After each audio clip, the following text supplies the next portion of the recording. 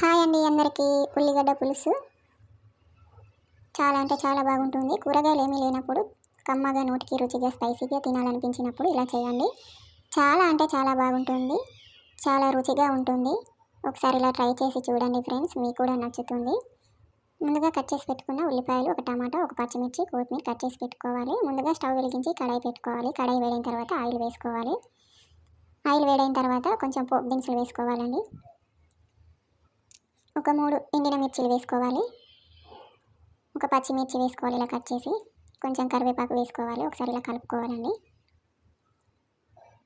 కొంచెం కొత్తిమీర వేసుకోవాలి. కొత్తిమీర వేసి ఇలా కలుపుకోవాలి. ఉల్లిపాయలు వేసుకోవాలండి. నేనైతే ఉల్లిపాయలు ఎక్కువనే వేస్తున్నాను. ఇలా కలుపుకోవాలి. మళ్ళీ గ్యాస్ సిమ్లో పెట్టి ఫ్రై చేసుకోవాలండి, లేదంటే మాడిపోతాయి ఉల్లిపాయలు. ఇలా కలుపుతూ ఉండాలి. ఇలా కొంచెం ఫ్రై అయిన తర్వాత కొంచెం ఉప్పు వేసుకోవాలి. ఉప్పు వేసి ఒకసారి ఇలా మళ్ళీ కలుపుకోవాలి. ఒక స్పూన్ అల్లం వేసుకొని ఇలా కలుపుకోవాలి. అంతా కలిసేలాగా కలుపుకోవాలండి. మంచిగా ఫ్రై చేసుకోవాలి. పచ్చివాసన పోయేంత వరకు కలుపుకోవాలి, ఫ్రై చేసుకోవాలి. ఇప్పుడు ఒక స్పూన్ పసుపు వేసుకొని కలుపుకోవాలండి. ఇలా కొంచెం ఫ్రై అయిన తర్వాత టమాటా ముక్కలు వేసుకోవాలి. నేనైతే ఒకటి టమాటా తీసుకున్నాను, ఎందుకంటే కొంచెం చింతపులుసు వేస్తున్నాను కాబట్టి.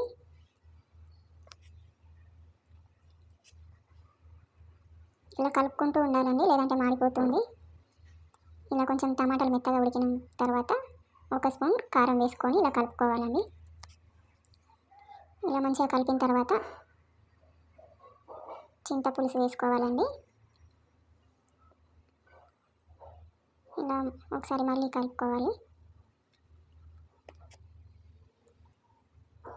కొంచెం పుల్లగా ఉంటుంది కాబట్టి కొంచెం వాటర్ పోస్తున్నాను. నేనైతే ఒక గ్లాస్ వాటర్ పోసాను. ఒకసారి ఇలా మంచిగా కలిపి మళ్ళీ ఒక స్పూన్ ఉప్పు వేసుకోవాలి, ఎందుకంటే అప్పుడు మనం కొంచెం వేసాం కదా, అందుకే ఇప్పుడు ఒక స్పూన్ వేసి ఇలా కలుపుకోవాలండి. ఇలా కొంచెం మసాలా పెట్టుకోవాలండి, కొంచెం దగ్గరికి వచ్చేలాగా మసిలించుకోవాలి. ఇలా నేను చూపించినట్లు మసాలా పెట్టుకోవాలి. కొంచెం కొత్తిమీర వేసుకోవాలి. కొత్తిమీర కొంచెం కరివేపాకు కూడా వేసుకోవాలి. చాలా టేస్టీగా ఉంటుందండి ఇలా కొంచెం లాస్ట్లో కరివేపాకు వేస్తే. చూడండి, ఉల్లిగడ్డ పులుసు చాలా అంటే చాలా బాగుంటుంది. కూరగాయలు ఏమీ లేనప్పుడు కమ్మగా, నోటికి రుచిగా, స్పైసీగా తినాలనిపించినప్పుడు ఇలా చేయండి. చాలా అంటే చాలా బాగుంటుంది. ఇలా అయితే ఒకసారి ట్రై చేసి చూడండి ఫ్రెండ్స్. మా ఛానల్కి అయితే సపోర్ట్ చేయండి ఫ్రెండ్స్. లైక్ చేయండి, షేర్ చేయండి, కామెంట్ చేయండి ఫ్రెండ్స్. మా ఛానల్ అయితే సబ్స్క్రైబ్ చేసుకోండి ఫ్రెండ్స్. మరిన్ని వీడియోస్ కోసం మన ఛానల్ ఫాలో అవ్వండి. Thank you for watching.